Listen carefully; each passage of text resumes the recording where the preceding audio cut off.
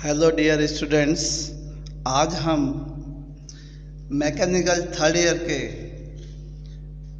Mechanical estimating and costing ME 309 subject की चर्चा करेंगे। इसमें यूनिट है unit number 2, elements of cost. Elements of cost में material cost, labour cost, overheads व एक्सपेंसेस आते हैं। चलिए हम एक एक के बारे में चर्चा करते हैं। मटेरियल कॉस्ट को हमने दो वर्गों में विभाजित किया है, डायरेक्ट मटेरियल कॉस्ट व इनडायरेक्ट मटेरियल कॉस्ट। तो आइए हम समझने की कोशिश करते हैं। डायरेक्ट मटेरियल कॉस्ट का अर्थ है जब हम इंडस्ट्री लगाते हैं तो उस इंडस्ट्री में रॉ मटेरियल को फिनिश्ड प्रोडक्ट में कन्वर्ट किया जाता है। इंडस्ट्री में जो डायरेक्ट सीधा ही जो मटेरियल हम लाते हैं और उसको कन्वर्ट करने के लिए, फिनिश्ड प्रोडक्ट में कन्वर्ट करने के लिए जो मटेरियल सीधा हम लाते हैं उसको हम कहते हैं डायरेक्ट मटेरियल, और उसकी लागत तो कहेंगे डायरेक्ट मटेरियल कॉस्ट। जैसे हम बात करते हैं कि हमें शाफ्ट बनानी है, तो जो रोड जिस डायमीटर की हम लाएंगे, परचेज करके लाएंगे, उसकी जो कॉस्ट होगी उसको हम कहेंगे ये डायरेक्ट मटेरियल कॉस्ट है।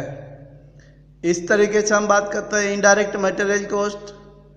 इनडायरेक्ट मटेरियल कॉस्ट में वो मटेरियल शामिल किए जाते हैं जिनको कि रॉ मटेरियल से फिनिश्ड प्रोडक्ट में कन्वर्ट करने के लिए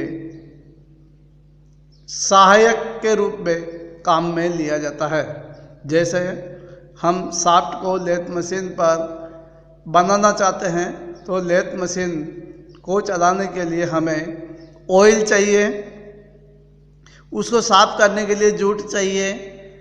तो जूट और ये ऑयल ये इनडायरेक्ट मटेरियल है। इस तरीके से हम मटेरियल कॉस्ट में कहेंगे कि डायरेक्ट व इनडायरेक्ट दोनों ही तरह के कॉस्ट को जोड़ने से, क्योंकि दोनों ही मटेरियल के पार्ट हैं, तो ये हमारा टोटल मटेरियल कॉस्ट आ जाता है। इसी तरीके से हम बात करेंगे लेबर कॉस्ट की।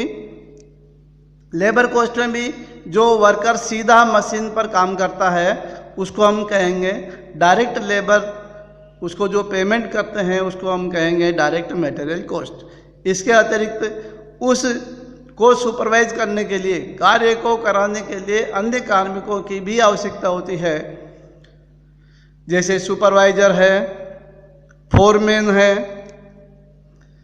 और इंजीनियर भी हैं। तो इनका जो सैलरी दी जाएगी उनको हम कहेंगे इनडायरेक्ट लेबर। तो इस तरीके से लेबर कॉस्ट में भी हमारे डायरेक्ट व इनडायरेक्ट लेबर कॉस्ट है। एक्सपेंसेस की बात करते हैं। एक्सपेंसेस भी डायरेक्ट एक्सपेंस और इनडायरेक्ट एक्सपेंसेस हैं। रॉ मटेरियल को फिनिश प्रोडक्ट में कन्वर्ट करने के लिए जो भी अन्य खर्चे किए जाते हैं वो सीधे ही डायरेक्ट एक्सपेंसेज में व इनडायरेक्ट एक्सपेंसेज में शामिल किए जाते हैं। इसके अतिरिक्त और भी अन्य खर्चे होते हैं जिनको हम कहते हैं ऊपरी व्यय, यानी कि ओवरहेड्स। फैक्ट्री को चलाने के लिए फैक्ट्री में अन्य खर्चे जो होते हैं उनको फैक्ट्री ओवरहेड्स कहेंगे।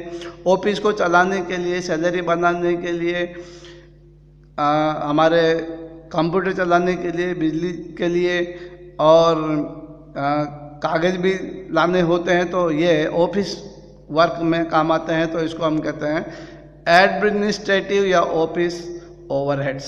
और जब बेचा जाता है फिनिश प्रोडक्ट, जब हमारा बन गया इंडस्ट्री में तो उसको बेचा जाता है, तो उसको बेचने के लिए भी हमें खर्चे करने पड़ते हैं। सेल्स बॉयज़, सेल्स गर्ल्स भी रखी जाती है, कई बार एडवर्टाइजमेंट किए जाते हैं, तो इसको पेपर में भी देना पड़ता है। तो ये खर्चे जो हैं ये सेल्स ओवरहेड्स में आते हैं। अब हम एलिमेंट्स ऑफ कॉस्ट यानी कि कॉस्ट कंपोनेंट की बात करते हैं। कॉस्ट कंपोनेंट में हमारे पास है प्राइम कॉस्ट। प्राइम कॉस्ट होता है मटेरियल कॉस्ट और लेबर कॉस्ट का जोड़ जो है हमारे, ये प्राइम कॉस्ट होता है। फिर आता है फैक्ट्री कॉस्ट यानी कि प्राइम कॉस्ट जो मटेरियल कॉस्ट लेबर कॉस्ट को जोड़ने से मिला था, उसमें हम यदि फैक्ट्री में खर्चे होने वाले अन्य खर्चों को जोड़ देते हैं, ओवरहेड्स को जोड़ देते हैं, तो ये हमें फैक्ट्री कॉस्ट प्राप्त हो जाती है। इसके बाद में आता है ऑफिस कॉस्ट और एडमिनिस्ट्रेटिव कॉस्ट। फैक्ट्री कॉस्ट में ऑफिस में होने वाले खर्चों को, ओवरहेड्स को जोड़ देने से ये हमें फैक्ट्री कॉस्ट और ऑफिस ओवरहेड्स को जोड़ने से ऑफिस कॉस्ट या एडमिनिस्ट्रेटिव कॉस्ट प्राप्त होती है। फिर आता है टोटल कॉस्ट। इस ऑफिस कॉस्ट में अन्य सेलिंग ओवरहेड्स को जोड़ने से ये हमें टोटल कॉस्ट प्राप्त होती है।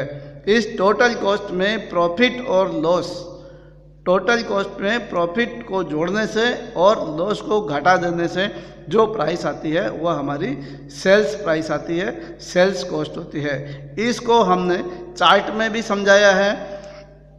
चार्ट में हमारे पास मटेरियल कॉस्ट और लेबर कॉस्ट को जोड़ने से हमने बताया ये प्राइम कॉस्ट हो गया। प्राइम कॉस्ट में फैक्ट्री ओवरहेड्स जोड़ दिया तो ये फैक्ट्री कॉस्ट आ गया। फैक्ट्री कॉस्ट में ऑफिस ओवरहेड्स जोड़ दिया तो हमारे पास ये ऑफिस और एडमिनिस्ट्रेटिव कॉस्ट आ गया। इसमें सेलिंग ओवरहेड्स जोड़ दिया तो हमें ये टोटल कॉस्ट प्राप्त हो गया। और इस टोटल कॉस्ट में प्रॉफिट को जोड़ने से या लॉस को घटाने से हमें ये सेल्स कॉस्ट या सेल्स प्राइस प्राप्त हो जाती है। इस तरीके से हम एलिमेंट्स ऑफ कॉस्ट में यानी कि इंडस्ट्री में होने वाले सभी तरह के खर्चों को इस चार्ट के द्वारा समझ सकते हैं। Thank you.